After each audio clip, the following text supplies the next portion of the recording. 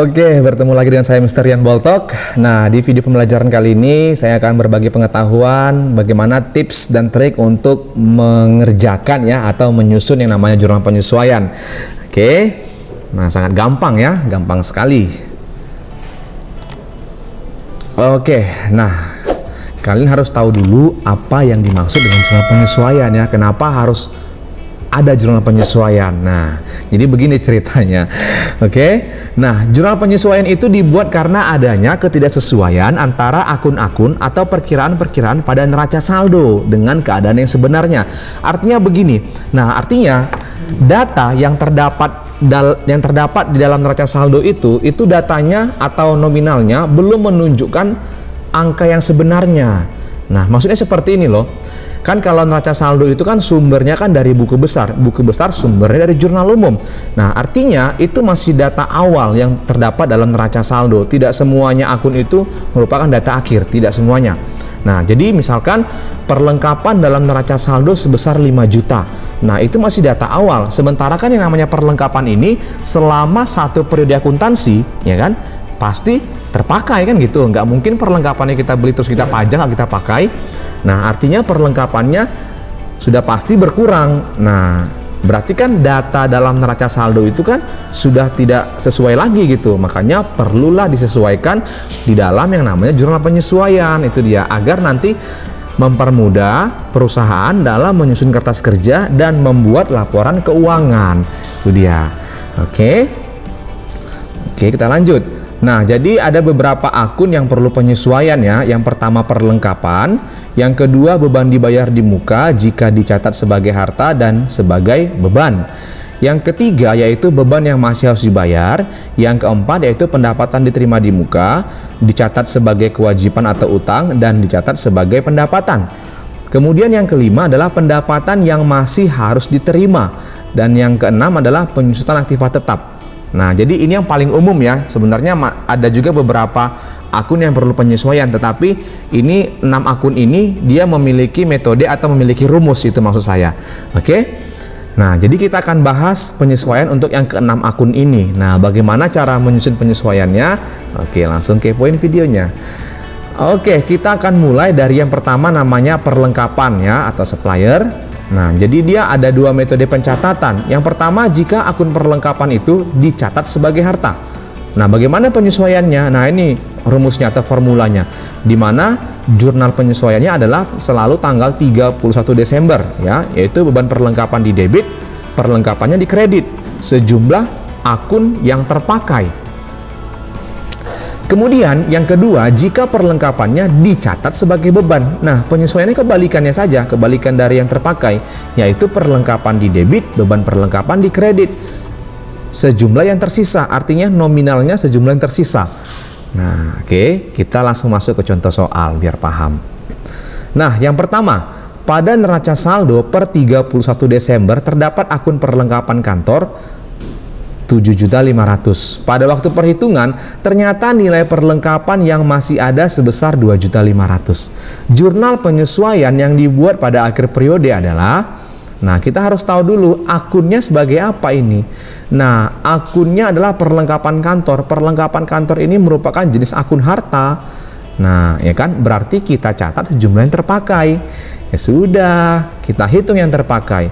Kan awalnya kan nilai perlengkapannya 7.500.000. Ternyata nilai perlengkapan yang masih ada, yang belum terpakai, sama nggak itu dengan yang tersisa?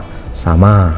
Berarti kan yang terpakai itu nilai awal dikurang dengan nilai sisanya kan gitu. Yaitu 7,5 juta dikurang 2,5 juta. Maka yang terpakai adalah 5 juta. Ya sudah, masukkan aja ke rumusnya tadi. Ya, beban perlengkapan kantor di debit 5 juta, perlengkapan kantor kredit 5 juta. Udah, selesai. Gampang kan? Ini kalau perlengkapannya sebagai harta. Nah, bagaimana kalau perlengkapannya sebagai beban? Nah, begini dia. Kalau dia sebagai beban, nah ini terdapat beban perlengkapan kantor. Nah, langsung akunnya berubah nih kan, beban perlengkapan kantor. Ada kata-kata beban dia. Berarti ini akun beban. Kalau akun beban yang tersisa. Kan gitu kan? Nah, dia dicatat sebagai beban perlengkapan kantor senilai 5 juta. Ya, pada waktu perhitungan nilai perlengkapan yang masih ada atau yang tersisa Nah, 1,5 juta. Maka penyesuaiannya ya gampang. Tadi kan kalau dia sebagai beban, nominalnya sejumlah yang tersisa. Nah, langsung saja perlengkapan kantor 1,5 juta, beban perlengkapan kantor 1,5 juta. Nah, tidak perlu perhitungan karena kalau di akun beban sejumlah yang tersisa. Kecuali data di sini dikatakan ternyata nilai perlengkapan yang terpakai 1,5 juta, maka perlu kita kurangkan untuk mencari yang tersisa. Nah, tetapi karena diketahui nilai yang tersisa atau nilai yang masih ada, ya langsung saja pakai angkanya 1,5 juta. Nah, oke, itu dia. Oke, kita lanjut untuk yang kedua, beban dibayar di muka. Ini ada dua metode juga.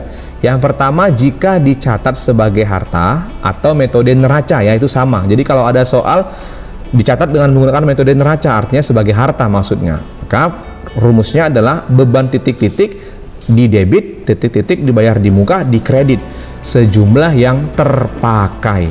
Ingat, kalau beban dibayar di muka metode harta, sejumlah yang terpakai. Nah, titik-titik ini biasanya diisi dengan 3 akun saja ya, 3 akun. Nah, 3 akun. Yang pertama itu adalah sewa, yang kedua itu adalah iklan, yang ketiga itu adalah asuransi. Cuma 3 ini aja ya, beban iklan, beban sewa, beban asuransi. Cuma tiga akun ini saja dia. Nah, oke. Kemudian yang kedua, jika dicatat sebagai beban, yaitu metode kisar laba rugi. Sama ini, beban metode kisar laba rugi. Nah, penyesuaian adalah kebalikannya. Kebalikan metode harta. Nah, titik-titik dibayar di muka di debit, beban titik-titik di kredit. Sejumlah, kalau ini yang terpakai, maka ini yang tersisa. Nah, sama, titik-titik ini juga hanya 3 akun biasanya, sewa, iklan, dan asuransi. Oke, nah biar lebih paham kita masuk ke contoh soal. Oke, dalam neraca saldo tercatat sewa dibayar di muka 36 juta. Nah, sewa dibayar di muka 36 juta. Data tanggal 31 Desember 2019 menunjukkan sewanya dibayar tanggal 1 Oktober 2019 untuk masa 1 tahun. Jurnal penyesuaian yang dibuat pada akhir periode adalah, nah kata kuncinya adalah akunnya sewa dibayar di muka, berarti akun harta. Beban dibayar di muka, bebannya berupa sewa, sewa dibayar di muka. Nah, akun harta, catat yang terpakai. Nah, berarti kita hitung dulu. Nah, tanggal 1 bulan 10 tahun 2019 dibayar untuk 1 tahun, maka berakhir tanggal 1 bulan 10 tahun 2020. Sementara periode 2019 tutup buku yaitu tanggal 31 bulan 12. Nah, maka kita akan hitung dulu dari awal Oktober sampai akhir Desember 2019 itu yang terpakai. Ya, karena tutup buku di sini sudah dipakai dia sewanya. Itu sebanyak 3 bulan. Oktober, November, Desember, 3 bulan. Nah, ya. Oke. Sementara dari awal Januari 2020 ya sampai awal Oktober 2020 atau akhir September 2020 itu yang tersisa setahun 12 bulan kan, berarti sisanya adalah 12 kurang 3 itu 9 bulan lagi. Nah, katanya kalau akunnya harta dibayar di muka, ingat semua yang dibayar di muka harta, berarti kita catat yang terpakai 3 bulan, sehingga perhitungannya berarti 3/12 dikali sewanya 36 juta sama dengan 9 juta. Maka jurnal penyesuaiannya adalah beban sewa di debit 9 juta, sewa dibayar di muka, di kredit 9 juta. Nah, yang penting kamu tahu aja formulanya. Nah, kalau perhitungannya gampang. Nah, ini kalau dia sebagai harta. Nah, bagaimana dia sebagai beban? Nah, kita masuk kalau sebagai beban. Contoh soalnya. Nah, dalam neraca saldo tercatat, ingat, dalam neraca saldo tercatat akun beban sewa. Nah, ini sebagai beban dia. Ya, data tanggal 31 Desember 2019 menunjukkan sewa dibayar tanggal 1 Agustus untuk 1 tahun. Penyesuaian akhir periode Desember 2019 adalah, nah, akun beban sewa. Berarti dia akun beban. Kalau akun beban yang tersisa. Nah, berarti kita hitung dulu sewanya tanggal 1 Agustus dibayar 2019 untuk setahun, berarti 1 Agustus. Aduh, salah ya. Salah ini ya. Oke, kita ganti dulu dong.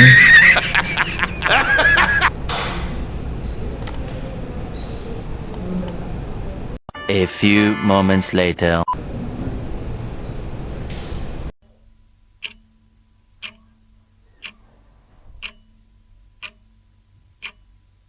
Oke, nah ini udah saya ganti ya, jadinya 1 Agustus 2020 ya, typo tadi ya.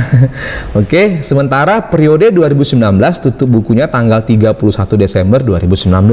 Maka ini yang terpakai ya, yang sampai akhir periode itu terpakai ya. Berarti yang terpakai adalah 5 bulan, awal Agustus, September, Oktober, November, Desember, sampai akhir Desember 5 bulan.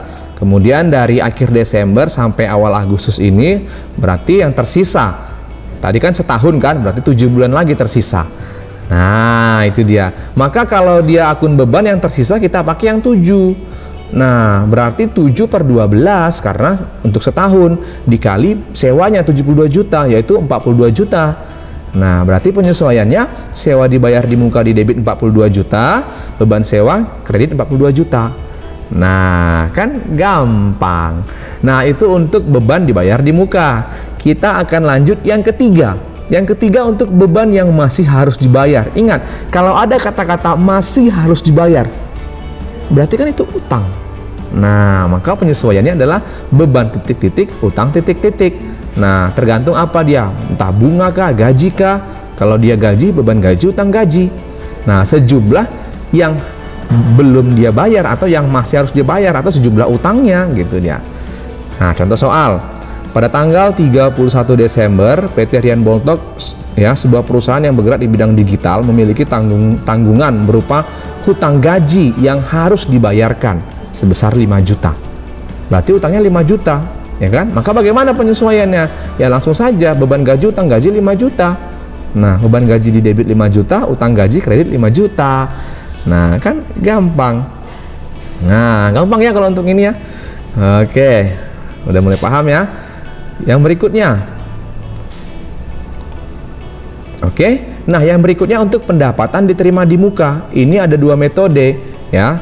Jika dia dicatat sebagai utang atau kewajiban, penyesuaiannya adalah titik-titik diterima di muka, di debit, pendapatan titik-titik di kredit ya. Sejumlah yang sudah menjadi pendapatan. Nah itu dia kalau dicatat sebagai utang.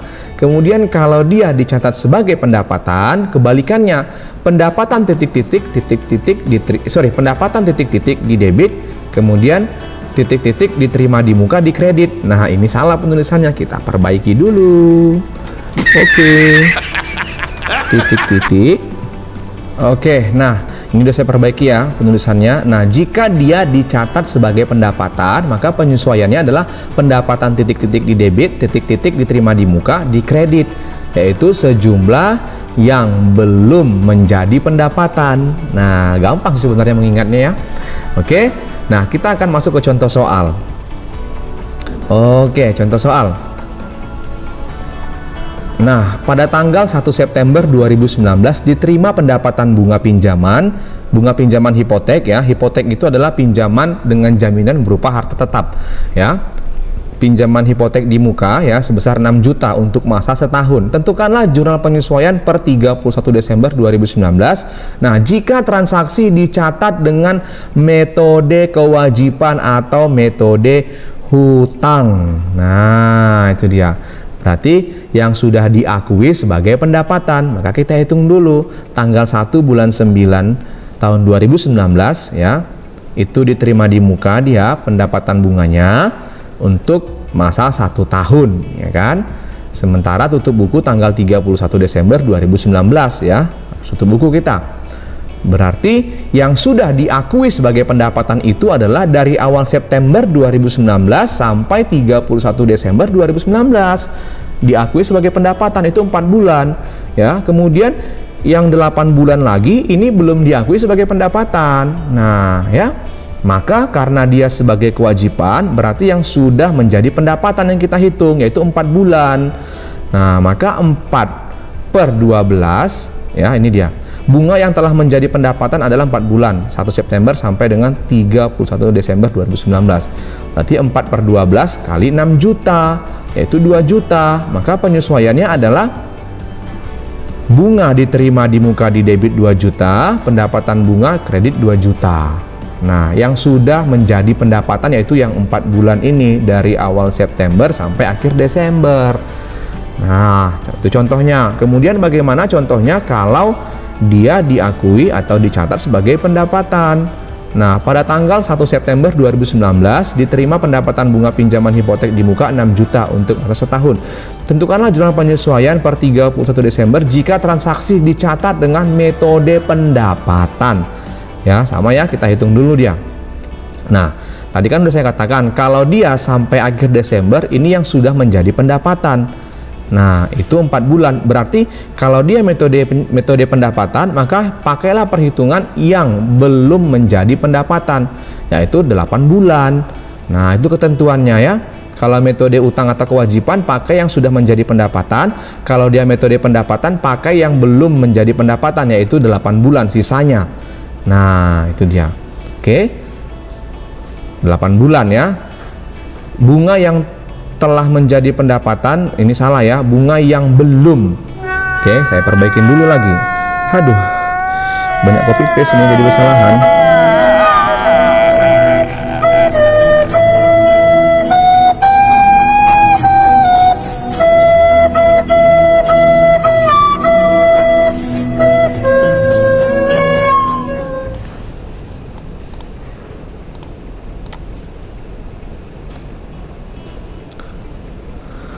Oke, nah sehingga bunga yang belum menjadi pendapatan adalah 8 bulan ya. 8 bulan ini belum menjadi pendapatan, itu dia.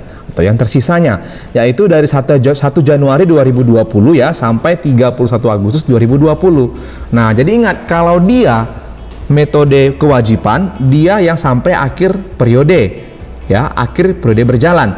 Kemudian kalau yang sebagai pendapatan atau metode pendapatan, dia sisanya atau yang belum diakui atau belum menjadi pendapatan. Nah, kalau metode utang atau kewajiban yang sudah menjadi pendapatan yaitu sampai akhir periode yang 4 bulan tadi. Kemudian yang metode pendapatan yang belum menjadi pendapatan yaitu sisanya 8 bulan. Nah, sehingga pakai 8 per 12 kali 6 juta itu 4 juta. Maka penyesuaiannya adalah pendapatan bunga di debit 4 juta, bunga diterima di muka di kredit 4 juta. Nah, kan gampang. Oke. Nah, kita akan lanjut yang berikutnya. Nah, ini yang kelima, pendapatan yang masih harus diterima. Nah, kalau dikatakan dia masih harus diterima, berarti kan piutang. Ya udah, berarti gampang ini, piutang titik-titik, pendapatan titik-titik. Nah, sejumlah yang masih harus diterima. Nah, contoh ya kan, pada tanggal 31 Desember 2019 piutang bunga yang masih harus diterima 5 juta. Maka penyesuaian pada akhir periode akuntansi adalah ya udah langsung saja. Ini akunnya apa? Bunga. Berarti piutang bunga di debit 5 juta, pendapatan bunga kredit 5 juta. Nah, gampang. Jadi ini hampir sama dengan beban yang masih harus dibayar, yaitu beban utang. Kalau pendapatan yang masih harus diterima, piutang pendapatan. Nah, itu dia, gampang ya. Nah, oke, yang selanjutnya yang terakhir ya, yaitu yang keenam, penyusutan aktiva tetap atau depreciation. Nah, ya, dimana kalau jurnal penyesuaiannya adalah beban penyusutan titik-titik di debit, akumulasi penyusutan titik-titik di kredit, sejumlah yang disusutkan. Ya, jadi titik-titik ini nama akunnya sudah pasti harta tetap. Contoh yang dia susutkan adalah kendaraan, berarti beban penyusutan kendaraan di debit, akumulasi penyusutan kendaraan di kredit, sejumlah yang disusutkan. Nah, biar lebih paham, kita coba masuk ke contoh soal ya. Nah, contoh soalnya, oke, nah lihat, pada tanggal 1 Oktober 2019, ini contoh soal yang tadi ya, dibeli kendaraan seharga 300 juta, taksiran umur ekonomisnya 5 tahun, nilai residu 50 juta. Kemudian tentukanlah jurnal penyesuaian untuk tanggal 31 Desember 2019 apabila penyusutan dihitung dengan metode garis lurus. Jadi ada beberapa cara menghitung penyusutan ya. Nanti kamu bisa lihat di video saya di channel saya, sudah saya upload ya, itu cara menyusun jadi di video saya itu sudah saya upload, yaitu bagaimana cara menghitung penyusutan. Ada beberapa metode. Nah, dalam metode soal ini diminta metode garis lurus. Berarti kita harus hitung dulu penyusutannya dengan menggunakan metode garis lurus. Nah, rumusnya adalah HP ini harga perolehan dikurang nilai residu. Ya, harga perolehan ini adalah harga kendaraannya dikurang nilai residunya per umur ekonomisnya. Nah, sehingga kita hitung penyusutan sama dengan 300 juta harga perolehan dikurang 50 juta nilai residunya dibagi 5 tahun umur ekonomisnya. Nah, itu dia. Sehingga dapatlah penyusutannya adalah 250 juta dibagi 5 tahun, yaitu 50 juta per tahun. Nah, ini belum jawaban ya, ini belum jawaban karena ini per tahun. Sementara kendaraannya itu adalah dibelinya 1 Oktober. Berarti kita harus hitung Oktober ke Desember. Oktober, November, Desember ya. Berarti masih 3 bulan nilai kendaraannya. Nah, maka kita hitung nilainya, nilai 3 bulannya. Nah, berarti penyusutan 31 Desember 2019 adalah 3/12. Nah, dikali 50 juta karena ini per tahun. Nah, sehingga penyusutan untuk akhir Desember 2019 adalah 12.500.000. Jadi tahu dari mana 3 ini ya? 3 ini karena kendaraannya dibeli 1 Oktober 2019. Jadi jangan salah, bukan ini jawabannya. Nah, tetapi ini angka yang kita pakai, yang 12.500.000. Nah, itu dia, hati-hati. Sehingga jurnal penyesuaiannya itu adalah beban penyusutan kendaraan di debit 12.500.000, akumulasi penyusutan kendaraan di kredit 12.500.000. Jadi jangan terjebak ya. Lihat soalnya, tanggalnya 1 Oktober 2019 dibeli kendaraannya. Berarti penyusutannya hanya 3 bulan saja. Nah, begitu dia. Gampang kan? Oke, kalau gampang di-subscribe. Oke, nah terima kasih ya. Jadi itulah tadi video pembelajaran mengenai jurnal penyesuaian. Semoga video ini bisa kalian pahami dan bisa memudahkan atau membuat kalian semakin paham dan semakin mahir ya dalam menyusun jurnal penyesuaian. Oke, terima kasih semuanya. Sampai bertemu dalam video pembelajaran selanjutnya. Bye.